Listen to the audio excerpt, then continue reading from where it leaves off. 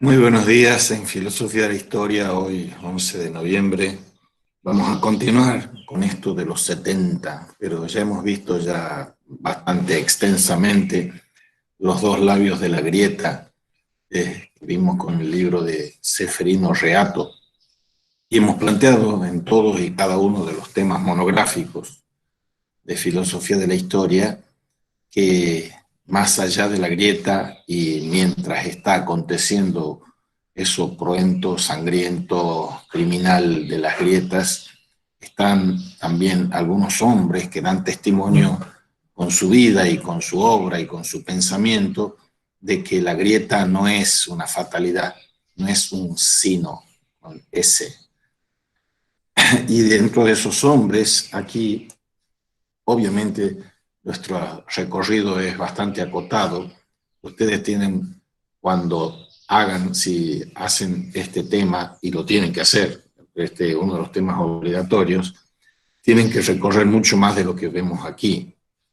Pero ya es un ensayo práctico fundamental que junten a esa grieta de los 70 criminales con esta que empezamos ahora, que es la superación de la grieta por la simple, sencilla, no, sencilla no, simple y esencial y existencial ley del amor, la ley del amor al prójimo.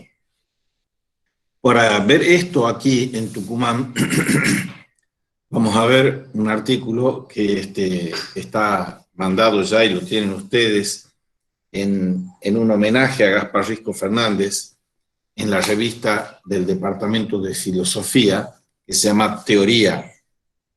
En esa revista hay un artículo, la revista sale en el 2006, un artículo que dice, que se llama ¿Quién es mi prójimo? Gaspar Risco Fernández y Arturo Ponsati tras las huellas de Jacques Maritain.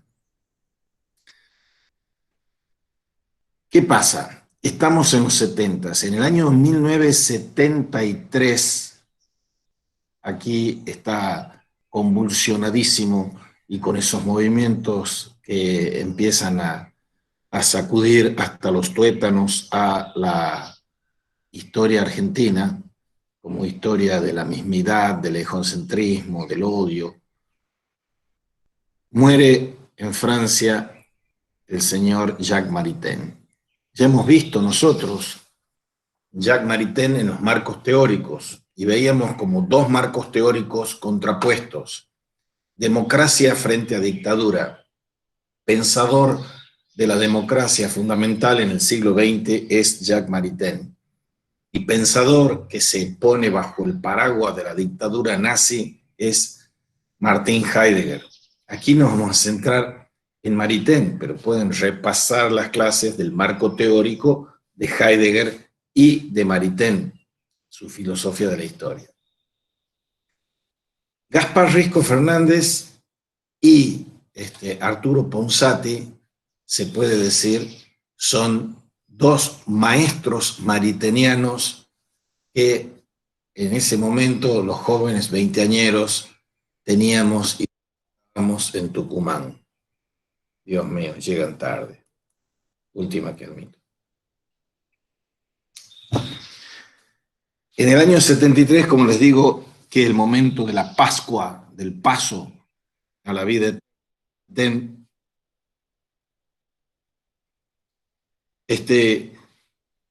yo asisto a la escuela mariteniana de la mano de Gaspar Risco Fernández y de Arturo Ponsati.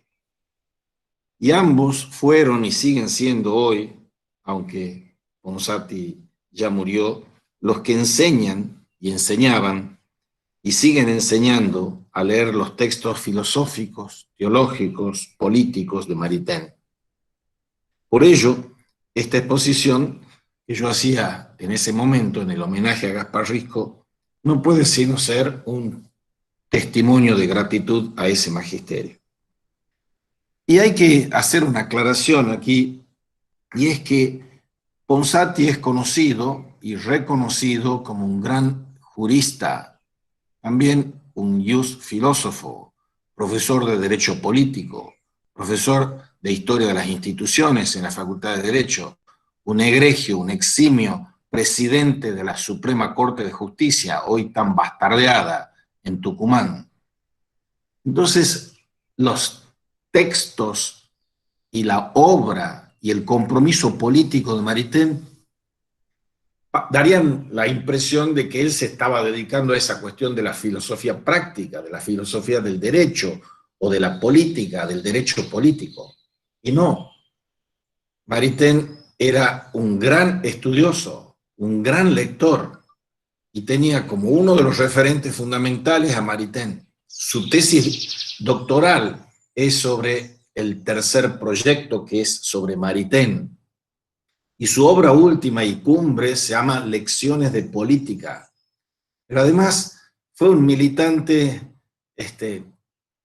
firme, convencido, inclaudicable en sus convicciones social cristianas.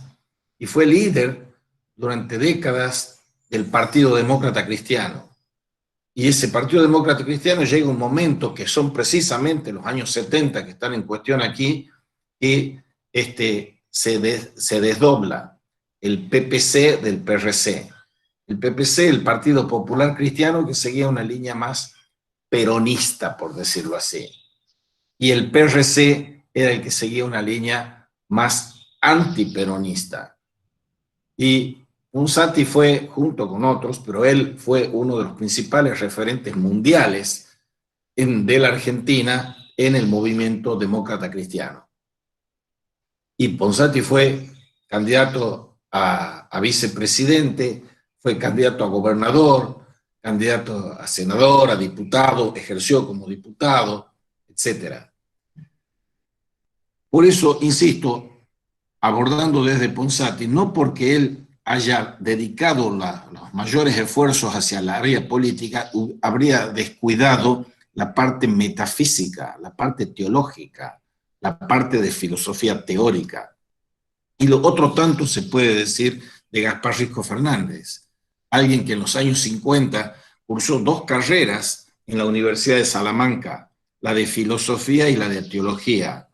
Y no porque se haya dedicado toda su vida a cultivar la filosofía, la historia de la filosofía medieval y la teología. A él le preguntaban qué se considera usted más, filósofo o teólogo, y decía teólogo. No por eso dejaba de ocuparse, sino todo lo contrario, de cuestiones prácticas, de cuestiones políticas. Es una figura señera en la historia de Tucumán. En los años 60, Gaspar, cuando es el presidente del Consejo Provincial de Difusión Cultural, y está haciendo una tarea de campo y de innovación revolucionaria. Él es el creador del NOA cultural, del concepto de NOA, que cuando nosotros lo usamos ni sabemos que es el autor, se llama Gaspar Risco Fernández. Y es el revolucionario que en esos momentos está introduciendo, para analizar la realidad del campesinado tucumano, metodologías pedagógicas revolucionarias que estaban naciendo, como las de Paulo Freire. Él estaba auscultando los signos de los tiempos porque es un hombre plenamente consustanciado con el Concilio Vaticano II y con ese compromiso político a que nos llamaban a los laicos en ese momento.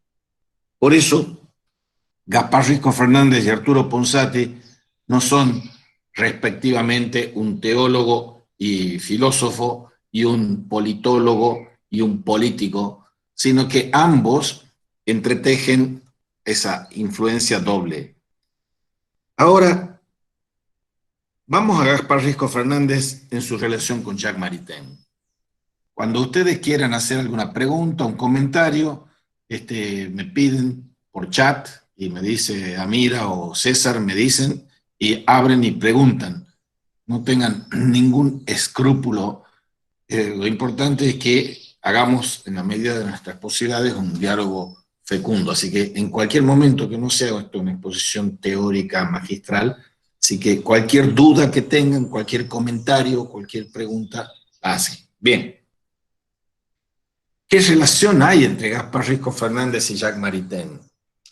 Tiene un artículo que está publicado en el año 1995 en la edición del libro, pero ha sido escrito en el año 1970. Estamos hablando de los 70, y ahí vamos a ver cómo la sutura de la grieta de los años 70, esos criminales años 70 que veíamos con el libro de Reato, es una sutura que solo puede operarse por el amor al prójimo. En los años 70 escribe en un artículo que va a ser incorporado a Papeles para una teología de la comunicación, escribe un artículo que se llama Todos los pobres, el pobre, alteridad y comunicación. Solo desgranar lo que es ese artículo nos hace sacar el sombrero para que en esos tiempos de furia, de odio, de muerte, de orgía de sangre, alguien nos estuviese recordando que la quinta esencia de la humanidad del hombre es hacerse cargo del otro, ser guardián del hermano, principio fraternidad. Y todo eso se puede hacer si y solo si nos comunicamos con el otro, el principio dialógico, el principio de comunicación, el principio de alteridad. Porque lo contrario es lo que impera en la grieta, el principio de identidad y el monólogo autoritario. ¿Qué hace en ese artículo Gaspar Risco Fernández? Está llamando la atención sobre la actividad de instituciones que tienen como imperativo existencial trabajar en servicio de los demás. Es el otro caído en el costado del camino, es el otro indigente, que es visto normalmente por nosotros, el otro es una amenaza para mí. El otro caído es una amenaza para mí. Por eso nosotros al otro lo ninguneamos, lo recluimos, lo marginamos y de ser posible lo eliminamos, lo matamos. ¿Y por qué caer en la cuenta del pobre, del indigente, del desposeído? Del hecho mismo de su desamparo, no surge con evidencia que yo tenga que ayudarlo al desamparado. Cuando la persona menesterosa nos pertenece, gracias a determinados lazos, acudimos para liberarnos, liberándola. El imperativo del amor al prójimo es el imperativo ético, metafísico, teológico. El imperativo de la caridad, del amor, la primacía de la caridad.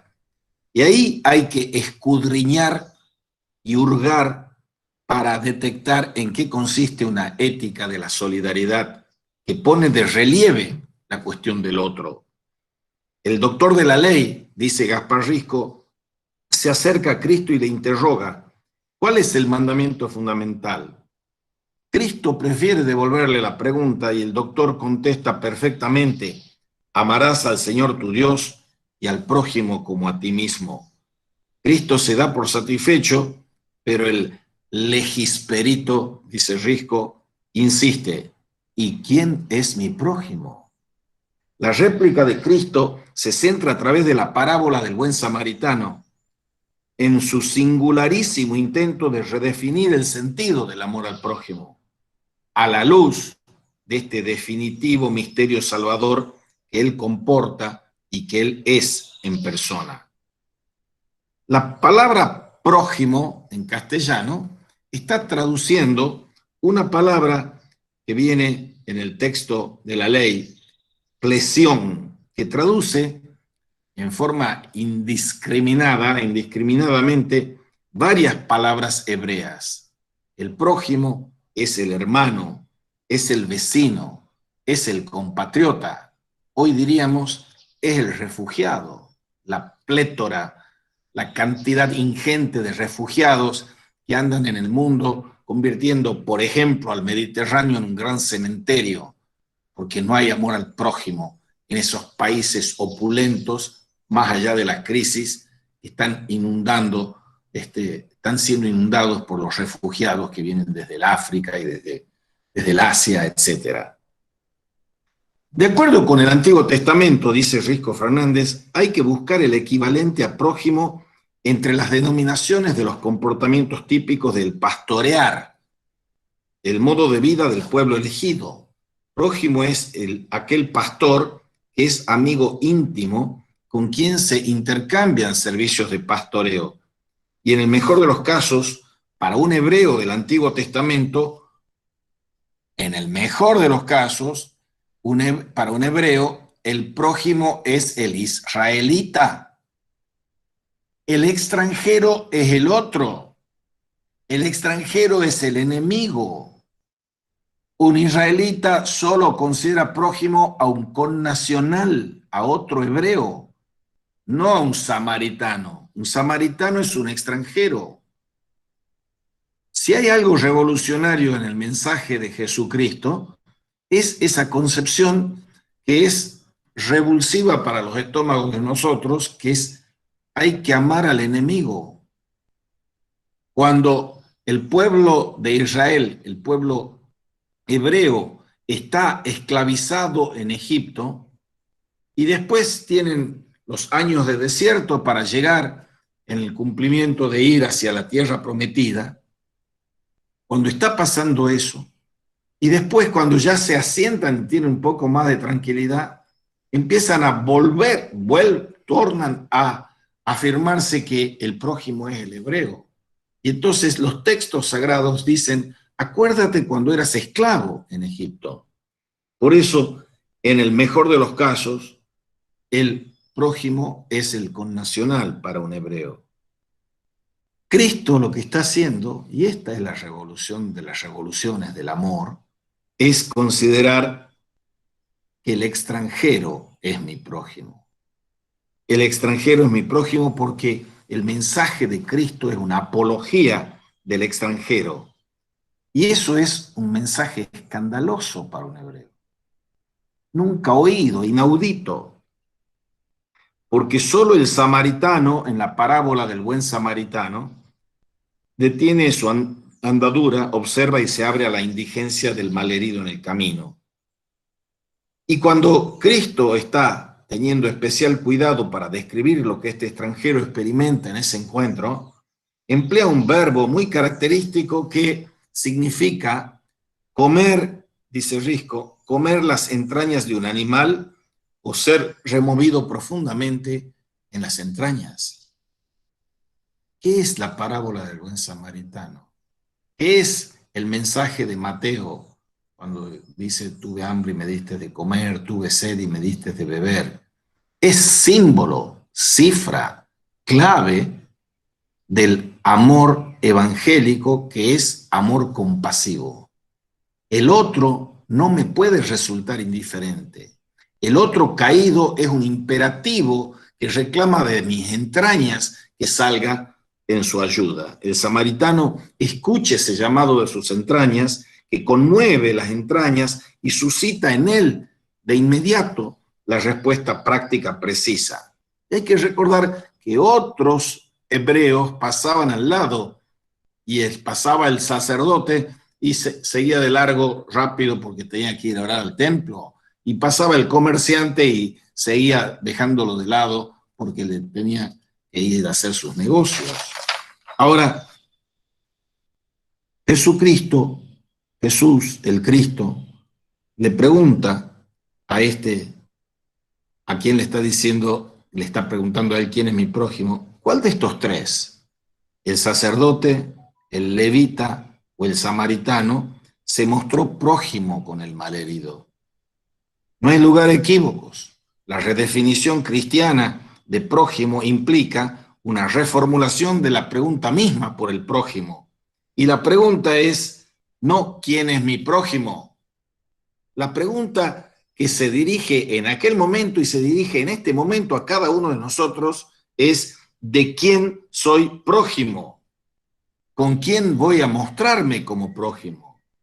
Es el otro, es el tú desvalido quien se convierte en centro de interés y en función de quien pongo a su entera disponibilidad mi servicio. Jacques Maritain, este gran pensador de la tercera escolástica, como dice Gaspar Risco, Jacques Maritain le dedica un capítulo, el capítulo 4 de su libro Principios de una política humanista, a la cuestión evangélica de dilucidar quién es mi prójimo. Y toca este tema eminentemente teológico, si quieren, para aludir a una cuestión esencialmente política, la cuestión de cómo debemos convivir los unos con los otros. Ya les he mencionado varias veces, han hecho el primer práctico sobre la charla a los obispos del 7 de noviembre del 2018, y la cuestión ahí era que hay tres principios claves que corresponden a tres libros de la Biblia, o tres conjuntos de libros. El principio, que son principios teológicos políticos, por cierto, pero pueden ser considerados jurídicos políticos sin más. El principio fraternidad para el Génesis, el principio amor compasivo, compasión para los evangelios, y con la parábola del samaritano que estamos viendo, y el principio misericordia para el Apocalipsis.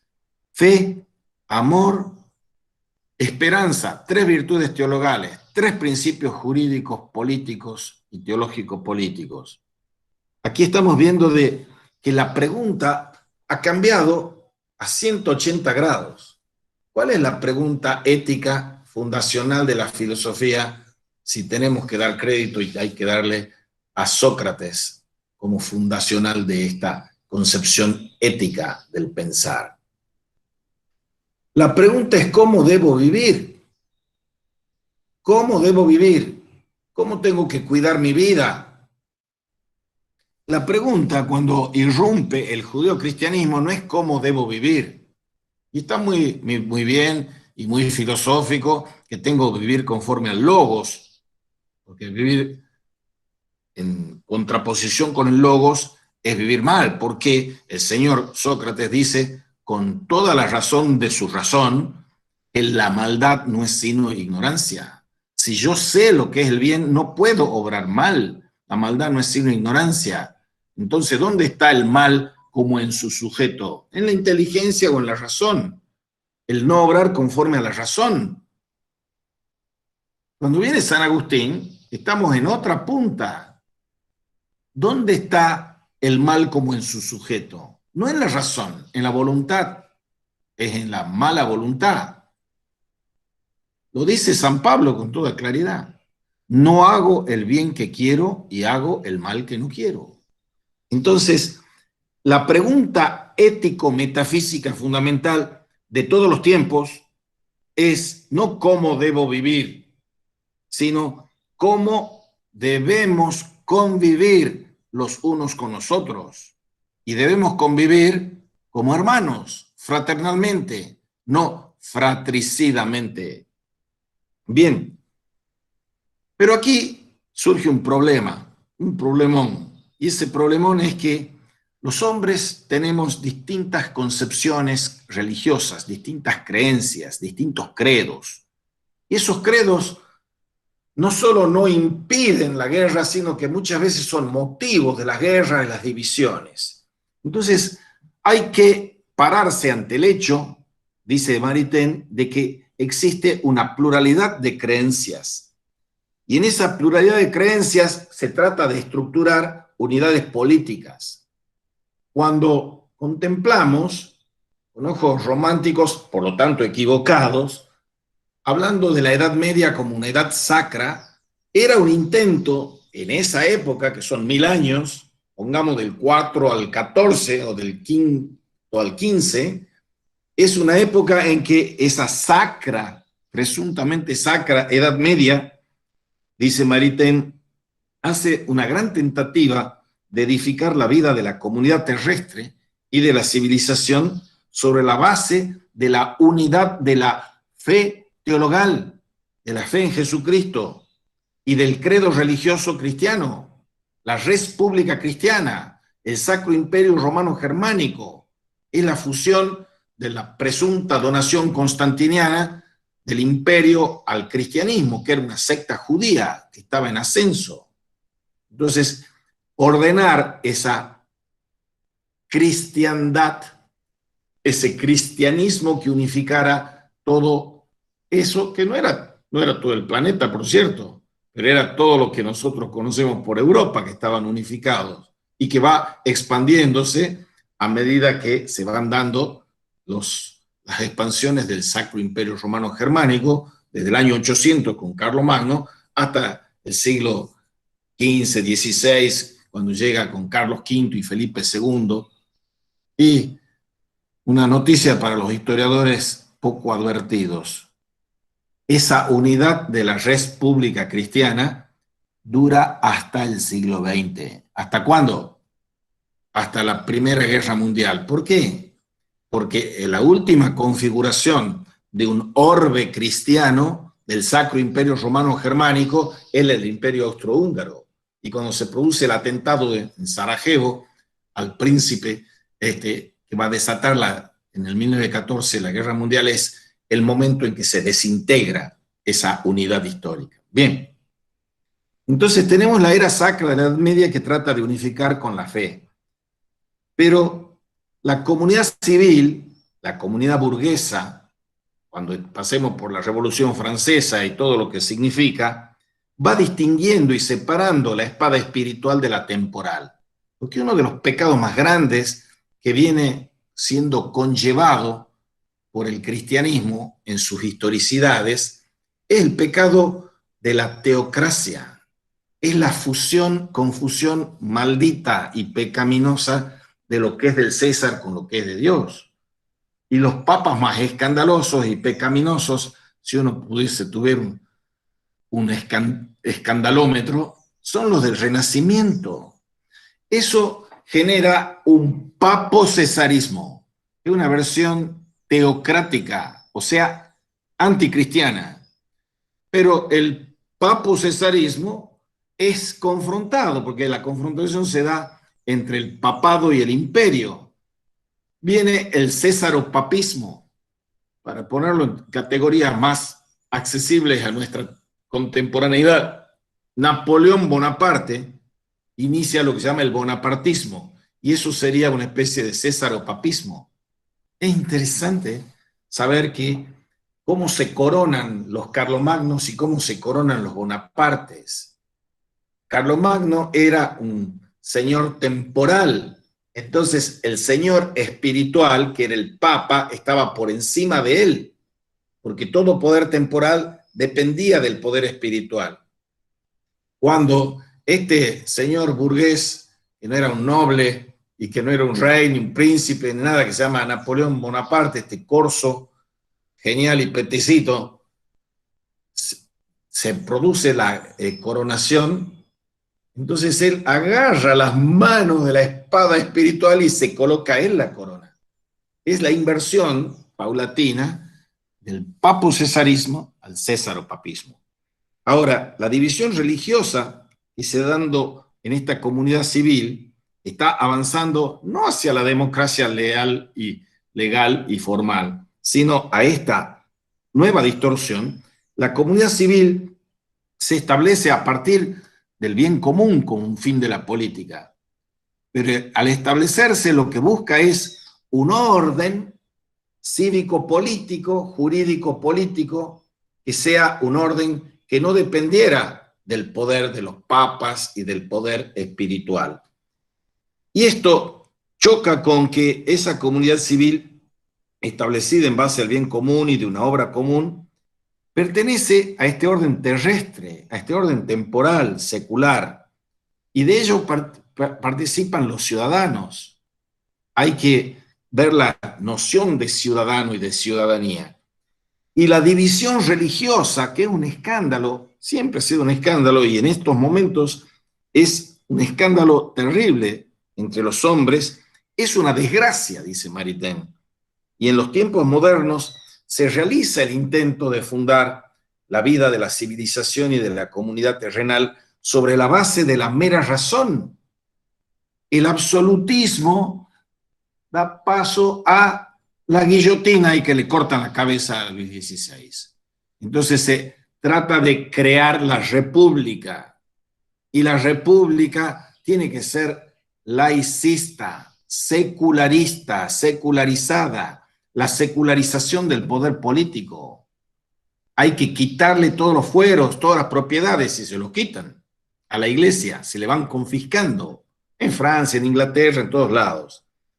Y el objetivo es crear una civilización laica y, de ser posible, va creciendo agnóstica, deísta, agnóstica o atea.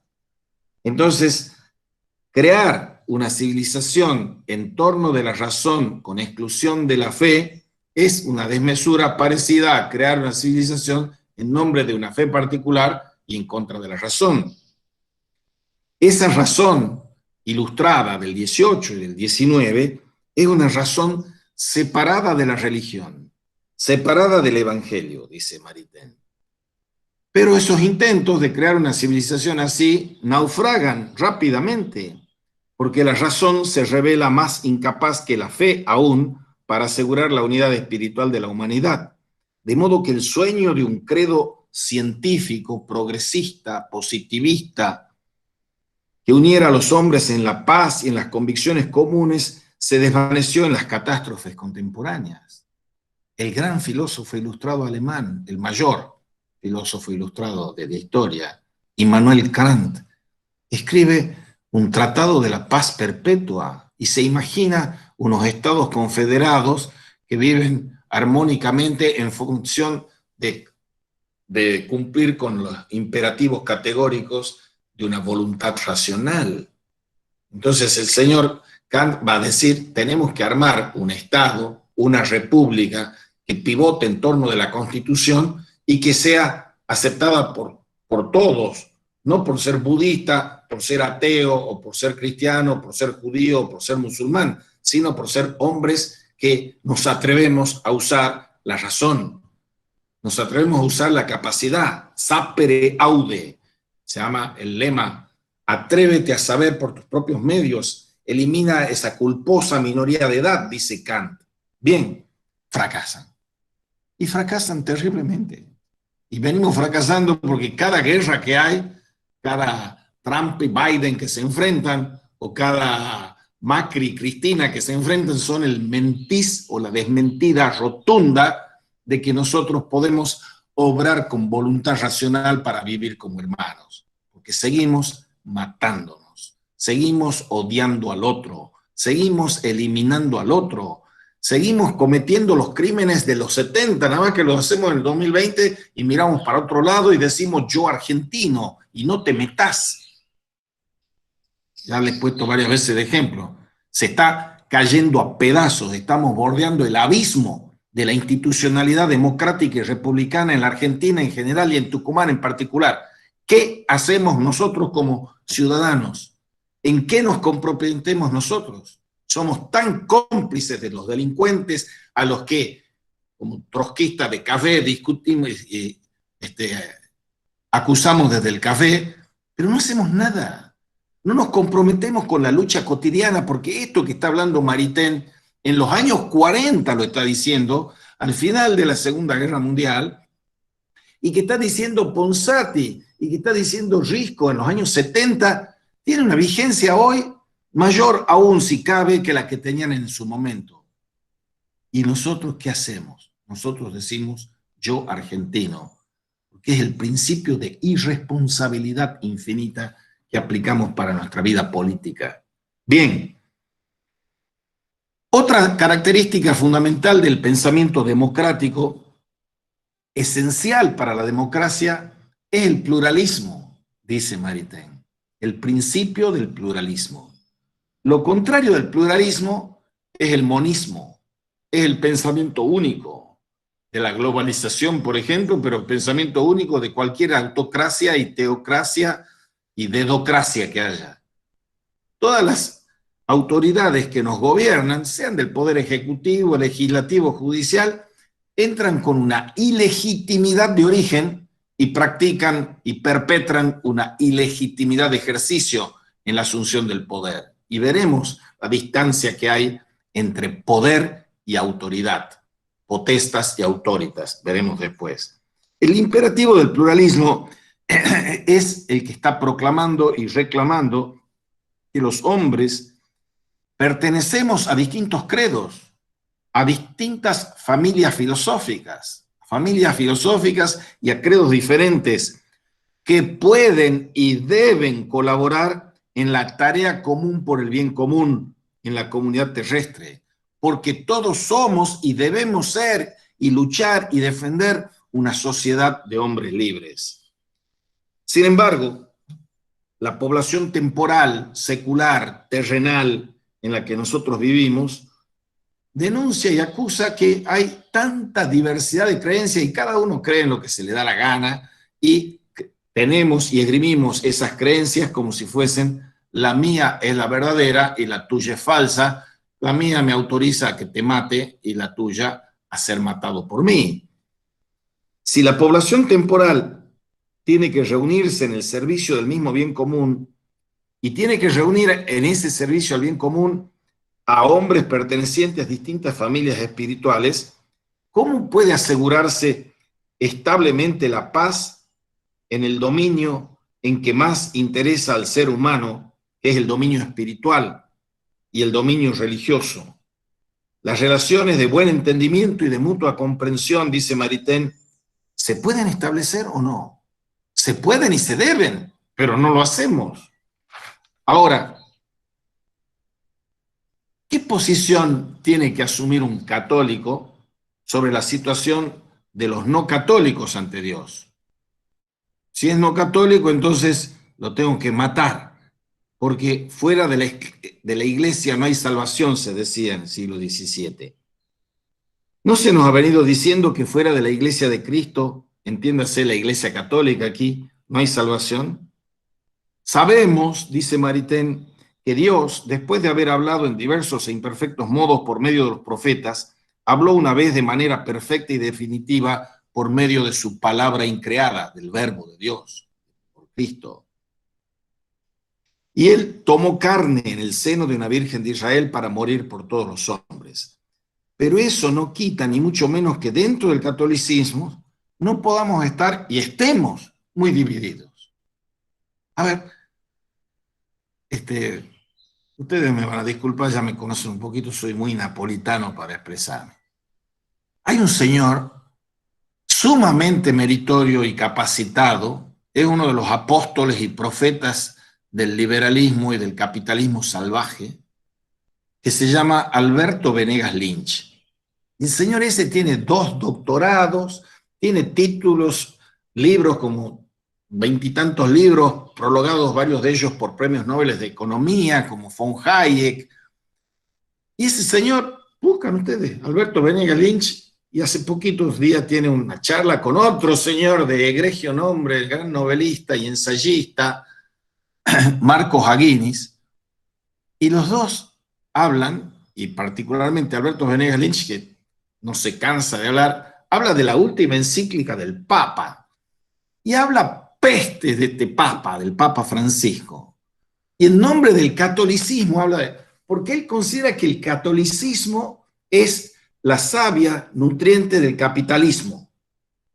El Papa tiene una posición distinta, y no es cuestión de casarse con las opiniones del Papa y divorciarse de las opiniones de Alberto Venegas Lynch, pero hay que someterla a la criba, al criterio de discernir qué está diciendo y con qué razón está diciendo. Este señor Alberto Venegas Lynch está proclamando que este Papa prácticamente es como un hereje, que hay que expulsarlo del catolicismo porque su mentalidad es cavernícola. ¿Quiénes son los referentes que tiene él para decir esto? Los referentes son los liberales. En filosofía, Karl Popper. En economía, Ludwig von Mises. Es el neoliberalismo o el neocapitalismo que está fundando. Y dicen cosas sumamente interesantes y alguno puede suscribir, y yo las suscribo varias de ellas, pero las dice en un contexto de ignorancia supina de lo que es la Iglesia Católica, lo que es el pontificado general, el pontificado del Papa Francisco en particular. Bien, en lugar de tener esas referencias aquí con Maritain en los años 70, vía Ponsati y vía Risco, nosotros teníamos una versión distinta. Varios de nosotros recibimos ese magisterio en que se nos enseñaba que la comunión de todos los hombres a lo que estamos llamados por Cristo no se da por ninguna particularidad de cultura, de civilización, de raza, de religión o de nación. No, señor, menos aún de raza y de sangre, porque él está diciendo esas cosas y tiene como telón de fondo el racismo del nazismo, el comunismo de Stalin, es Franco en España, tiene unas posiciones totalmente dictatoriales, antidemocráticas, que están bullendo y emergiendo desde los 20, siguen los 30 y eclosionan con el nazismo, el estalinismo, el franquismo,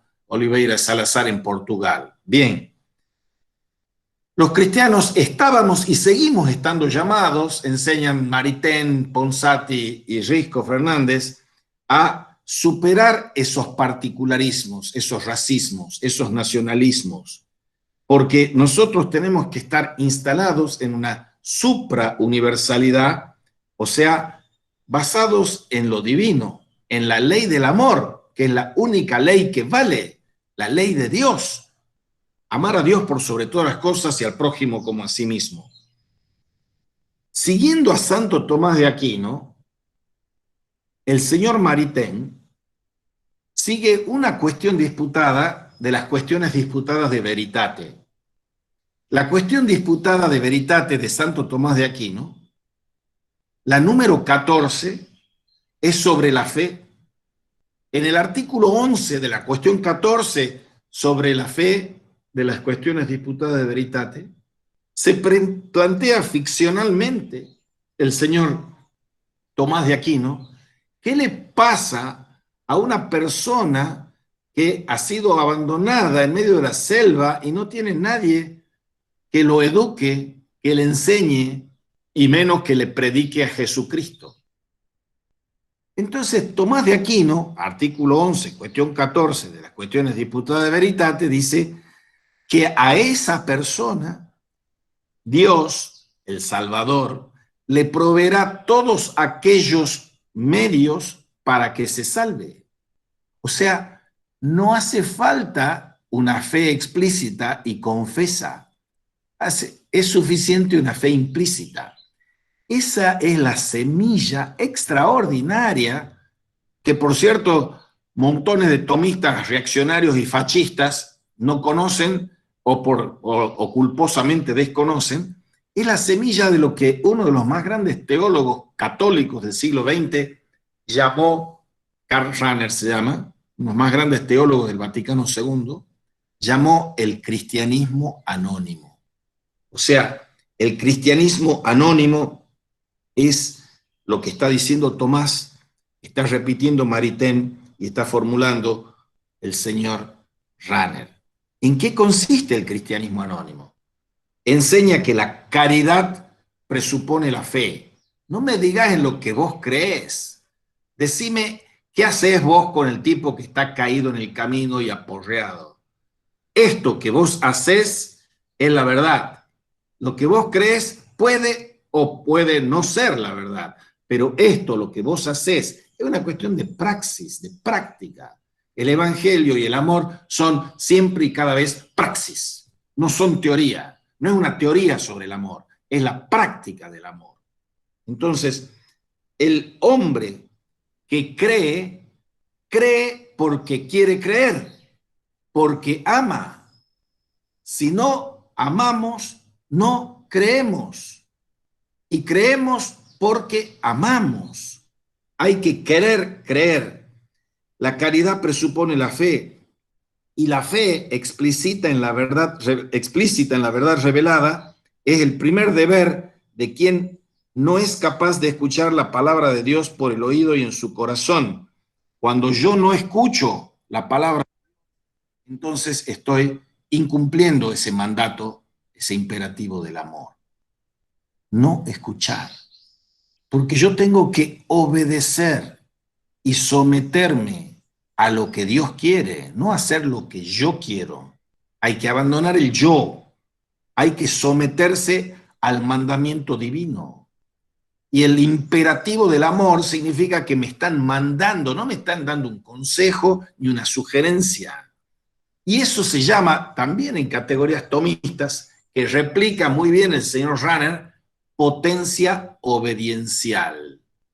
Ob audire, de obediencia es oír al que está delante. Y la fe viene por el oído.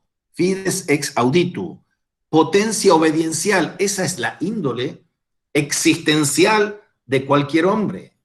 Cualquier hombre tiene que obedecer a su conciencia y vivir conforme a lo que su conciencia le manda. Hay un gran escritor que es sacerdote, que es un padre espiritual contemporáneo, que se llama Pablo Dors. Y Pablo Dors dice que él tiene como 3 héroes en el camino de la espiritualidad. Uno es Charles de Foucault, otra es Simone Weil y el otro es el Mahatma Gandhi. Y dice, ¿qué tienen de común esos 3? Los 3 escucharon su conciencia. Los 3 hicieron caso en su vida de esa conciencia y adoptaron una forma de vida conforme a esa conciencia. Siendo uno un sacerdote convertido en padre espiritual del desierto contemporáneo francés, siendo la otra una filósofa genial de origen judío que fue abrazando el cristianismo y llegó hasta no bautizarse, pero quería morir en la sintonía con Cristo. Y Mahatma Gandhi, que también amaba el Evangelio y nos reclamaba que los cristianos éramos pocos malos seguidores de Cristo. Bien, de eso se trata aquí con la potencia obediencial. No hay salvación efectivamente fuera de Cristo, pero también los cristianos creemos que Cristo ha muerto por todos los hombres, no por algunos, como algunos curas descarriados y despistados dicen que no ha venido para salvarnos a todos, sino a algunos, a los happy few, a los pocos felices. Creemos que no hay salud fuera de Cristo, pero Cristo ha venido y ha muerto por todos los hombres, y a todos los hombres les ha sido ofrecida la posibilidad de creer en Él. Todo hombre de buena fe y de recta voluntad, sea ateo, sea agnóstico, sea budista, todo hombre de recta voluntad, a condición de que no peque contra la luz y no rehúse interiormente la gracia ofrecida, pertenece como nosotros al alma de la Iglesia de Cristo. Ahora bien, el fundamento del compañerismo en el que estamos nosotros, al que estamos nosotros llamados, no puede estar dado por un simple amor natural. Aquí, enlazando lo que nos dice Gaspar Risco Fernández sobre el prójimo, hay que retornar a la pregunta teológico-política de quién es el prójimo. Ya Risco apuntaba a esa primordialidad del otro. El otro está antes que yo. Gaspar Risco está haciendo suyo un principio dialógico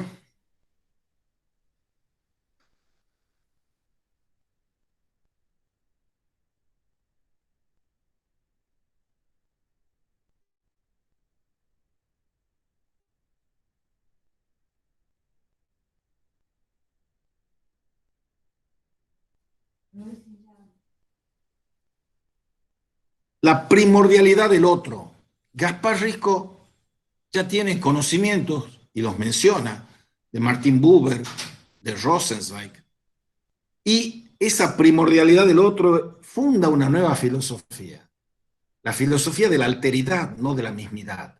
Y Gaspar Risco tiene un artículo en que analiza y contrapone en la virtud de la justicia en Aristóteles y la virtud de la justicia en Tomás de Aquino. Y dice con razón genial Gaspar Risco que la virtud de la justicia, de las 4 virtudes cardinales del señor Aristóteles, la de la justicia es la que está por abajo de la prudencia. Y la justicia es la única que está remitida a un otro, a un alter ego. Entonces, la virtud de la justicia implica un alter ego, darle al otro lo que le corresponde. Y dice Gaspar, esgrimiendo a Tomás de Aquino, no es la justicia una virtud del alter ego. Lo correcto es lo que dice Tomás de Aquino, es de un alter alter. Por eso habla de la alteridad y la comunicación. Todos los pobres, el pobre. Pensadores judíos de la alteridad, como Buber, como Rosenzweig, y más tardíamente ese genial lituano-francés que se llama Emmanuel Levinas, un pensador judío contemporáneo que consagra su vida y obra al acento ético primordial en la responsabilidad por el otro. No es la responsabilidad como relato de la libertad. Entonces, cuando habla de la responsabilidad infinita por el otro. El primer pronombre personal que aparece en el Génesis no es yo, es tú. Cuando Adán y Eva habían cometido el pecado, y entonces Dios le pregunta, ¿dónde estabas tú? Segunda vez que aparece el pronombre tú es cuando Caín viene de matar a Abel y le pregunta Yahvé a Caín, ¿qué has hecho con tu hermano? No le está preguntando porque le falten los datos. El tú es antes que el yo. Revolución a la más que bimilenaria tradición egocéntrica filosófica. El yo está instaurado en el centro. No es el yo, no es el mismo, es el otro. La filosofía es filosofía de la alteridad, sino es una filosofía ensimismada. Sea en Sócrates o sea en Michel Foucault, el cuidado de sí mismo, que recuperan las nociones griegas del cuidado de sí mismo. No es cuidado de sí mismo, es el cuidado del otro, la clave del cristianismo. Entonces, la existencia personal del otro es la que zanja las diferencias nuestras aquí. Y todo esto está presidido por una ley, que es la ley del amor. Entonces, terminemos lo de Gaspar Risco, es la implicación contenida en esta ley del amor en el plano político se llama, en griego hay 3 palabras, ágape, filia y eros. Nosotros conocemos más porque tiene mejor prensa la erótica, pero la filia es el amor cívico, el amor político, y sin esa affectio societatis del amor cívico o político, no hay, porque sin la amistad política, ¿qué es lo que hay? El odio al otro, la negación del otro. Es la década del 70 llena de odio, de furia, de sangre, de muerte en la Argentina. Entonces, para terminar esto, la inmortalidad del alma y la dignidad de la persona humana están presentes en Mahatma Gandhi. Mi fe, dice Maritain, abreva en la inmortalidad del alma y en la dignidad de la persona. Y lo leo en el Evangelio.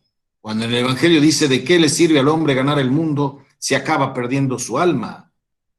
Y el hombre que va de Jerusalén a Jericó, los ladrones lo dejaron medio muerto en el camino, y el samaritano, es decir, un extranjero con el que los judíos no congeniaban y que no profesaban sus mismas creencias religiosas, reconoció a su prójimo porque tuvo piedad de él.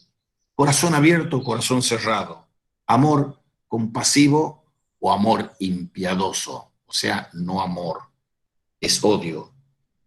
No es la comunidad de raza, clase o nación lo que nos hace comulgar con Dios, dice Maritain, es el amor de caridad y nos constituye en lo que debemos ser, miembros de la familia de Dios, hijos del mismo Padre, miembros de la sola comunidad donde cada persona, arrancada de su soledad radical, comulga verdaderamente con nosotros y hace de ellos sus hermanos, porque se da a los mismos y amándolos está dispuesto a morir por ellos. ¿Quién es mi prójimo?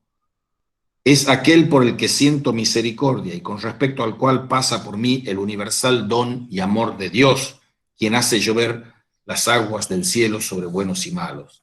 Vayamos ahora a Arturo Ponsati y Jacques Maritain. Como les he dicho, es uno de los mayores estudiosos en el siglo XX de Maritain. Hay muchos estudiosos grandes de Maritain, pero entre nosotros, sin ninguna duda, Arturo Ponsati era el mayor y el mejor. Y hace no solo la tesis doctoral, sino hace montones de escritos, ensayos y libros en plural sobre Maritain. Poder, autoridad y amor en la democracia de origen tomasiano, de Tomás de Aquino. La tesis central de Maritain, que ya está promediando la Segunda Guerra Mundial en su libro Cristianismo y Democracia, es que la democracia es de inspiración evangélica. No quiere decir que uno para ser demócrata tenga que ser cristiano. Tiene que ver esencialmente con que la democracia no existiría sin el evangelio. Ahora, hay que focalizar para ver dilucidar esta cuestión el aspecto filosófico político. Y aquí la cuestión central es distinguir entre poder y autoridad. Auctoritas viene de augere, hacer creer. Y dice, muy ilustrativamente en la política, principios de una política humanista, él dice que para tener autoridad hay que tener autoridad moral, autoridad existencial, es alguien que hace crecer. Poder puede tener cualquiera. Entonces, cuanto más poder tengo, no necesariamente tengo más autoridad. Y puedo tener mucha autoridad y no tener nada de poder.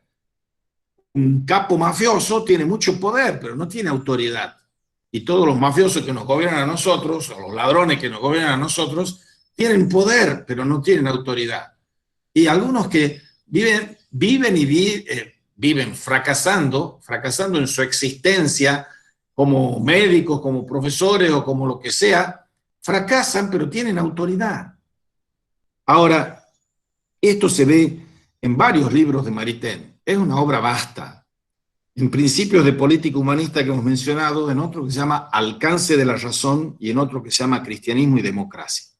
Ponsati abre su libro Lecciones de Política, que es su testamento filosófico político, diciendo que hay tres pares de conceptos elementales y fundamentales para ordenar la concepción de lo político. Uno es mando-obediencia, otro es privado-público y otro es amigo-enemigo. Y esto inspira lo que él llama la democracia tomasiana, inspirada en Tomás de Aquino y Tomás de Aquino inspirando a Maritain. Tomás de Aquino dice que el hombre va por un mismo movimiento a la ciudad, a la polis y a la virtud. No se puede ser virtuoso fuera de la polis. No existe la virtud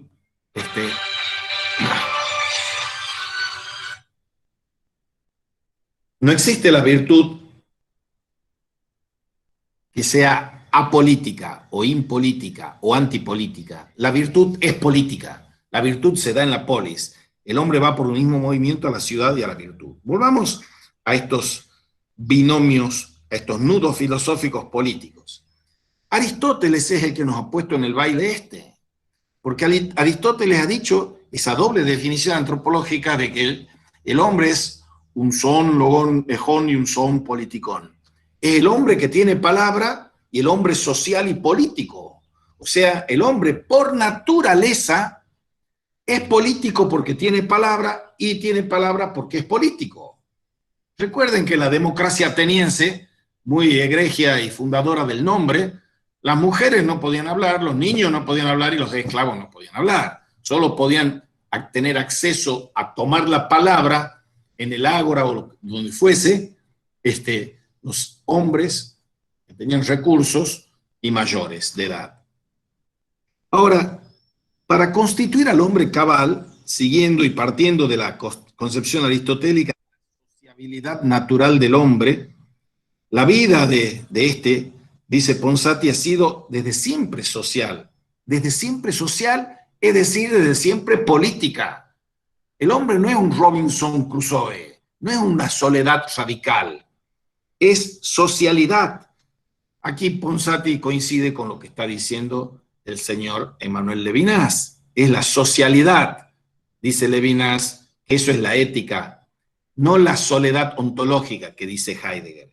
Es la socialidad, la índole social del hombre, que es tan natural como la vertiente individual de su existencia. Y los nudos filosóficos políticos son la relación del individuo y del Estado, que en los términos maritain se llama la relación entre la persona y la comunidad. ¿Qué es la comunidad?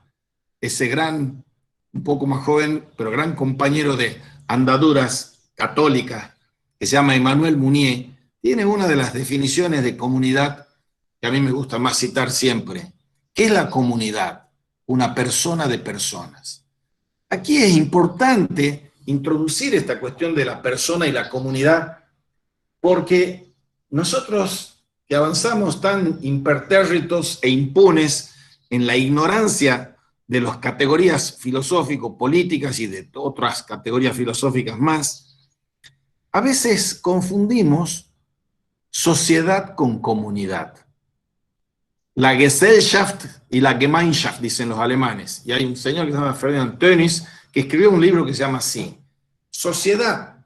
Hay sociedades de abejas, abejas con B larga, de ovejas con B corta, de delfines, de monos, de cucarachas y de hormigas. No hay comunidades de hormigas, delfines, monos, etc. Porque la comunidad se distingue de la sociedad en la intervención del espíritu en su condición carnal, dice Maritain. Entonces, si nos vamos a los sofistas en la antigua Grecia, ellos afirman que la sociedad es producto de una convención. Aristóteles dice, no, la sociedad es producto de la naturaleza, es de iure natural, de ius naturalis. En cambio, los sofistas dicen, es una convención. La convención de los sofistas es igual que la de los individuos consumidores y apropiadores del neoliberalismo, de Venegas Lynch, que creen que el contrato social es lo fundamental, o esa otra termita de hormiga que es el comunismo. Ni el liberalismo ni el comunismo atienden a la dimensión personal y comunitaria, está diciendo aquí Maritain fundamentalmente. Los sofistas de la antigua Grecia afirmaban que la sociedad es producto de una convención, de un contrato social, dicho a la Rousseau. Los filósofos políticos modernos, señala Ponsati, tratan de justificar el estado político bien para sostener las pretensiones absolutistas de los reyes, como hace Thomas Hobbes, y su pesimismo del hombre como lobo del hombre y de la guerra de todos contra todos, bien para fundar la posición política de los enemigos del régimen absoluto, el caso del liberal Locke y del optimismo rousseauiano del buen salvaje que nace libre y que la sociedad corrompe. ¿Qué están haciendo todas estas filosofías? Y ya estamos en el siglo XVIII y XIX. Están produciendo un divorcio entre la sociedad y la política. La despolitización de la sociedad es a la que conducen estas filosofías equivocadas que propugnan el divorcio de la sociedad con la política. Ponsati dice y acusa a esta despolitización de la sociedad y dice que de Locke y Rousseau a Marx se plantea esa ruptura sociopolítica con los flacos fundamentos de remitirnos los liberales, individualistas y contractualistas a un pasado remoto de existencia inverificable. Los otros, socialistas y parejamente contractualistas, referidos a un futuro igualmente ignoto e imprevisible que se encontraría al cabo de la historia. O sea, estamos en la protohistoria del estado de naturaleza que quieren remediar los liberales o en la poshistoria comunista que quieren remediar los marxistas. Los dos están profundamente equivocados, señala Maritain y repite Ponsati. Las condiciones constitutivas del hombre como político se imponen a la evidencia de forma inmediata, y esas evidencias de la existencia política del hombre son tres. Primero, la relación de mando y obediencia, de cuya interacción nace el orden político. Mando-obediencia, de cuya interacción nace el orden político. Segundo, la relación entre lo privado y lo público, de lo cual emerge la opinión política. Y tercero, la dialéctica amigo-enemigo, que engendra la lucha política. Porque la política tiene una dimensión arquitectónica y otra agónica. La política siempre implica una lucha. Y ahí está la confrontación de amigo-enemigo. El maestro de los maestros para esta cuestión del amigo-enemigo Es un jurista católico que era el jurista católico que iluminaba, por decirlo irónicamente, al nazismo. Carl Schmitt, C-A-R-L, y el apellido S-C-H-M-I-T-T. Y ese señor tiene discípulos tardíos que se llaman Ernesto Laclau y Chantal Mouffe. Ernesto Laclau, que vivió en Tucumán, que era del partido del FIP, y después se fue a vivir a Inglaterra y formalizó una teoría política, está replicando a Carl Schmitt. Y la dupla que se quedan fundamentadas y fundamentales es la de amigo-enemigo. ¿Qué virtualidad tiene para nuestros tiempos? Son los ideólogos del kirchnerismo. El kirchnerismo se asienta en la dupla amigo-enemigo de Laclau, que se asienta en Carl Schmitt. Viendo desde la perspectiva que establece Ponsati, siguiendo a otros politólogos, por cierto, no a estos, está definiendo la esencia de lo político. Se trata de definir la esencia de lo político. Con esto vamos a terminar la clase de hoy y vamos a seguir el viernes. Para definir la esencia de lo político, apela a un politólogo francés que se llama Julien Freund, F-R-E-U-N-D, como Freud, pero con una N antes. Julien Freund le ayuda a Ponsati a definir la esencia de lo político. Y dice, de este politólogo francés, dice lo siguiente, comillas, así como el arte divide a los objetos en bellos y feos, la religión en sagrados y profanos, la economía en útiles e inútiles, la moral divide las acciones humanas en buenas y malas, la ciencia separa los conocimientos en verdaderos y falsos, la política divide a los hombres desde un punto de vista formal entre los que mandan y los que obedecen, lo cual constituye el presupuesto básico de lo político, en cuanto que ningún hombre es ajeno a dicha dualidad. Bien, son casi los menos cuarto, o las 9:40, así que van a abrir el micrófono si quieren hacer preguntas o tienen comentarios o dudas, y el viernes vamos a completar. Lean ese texto, ya lo tienen, lean este trabajo de quién es mi prójimo, Ponsati, Risco, Ponsati, tras las huellas de Jacques Maritain. ¿Alguna duda, pregunta?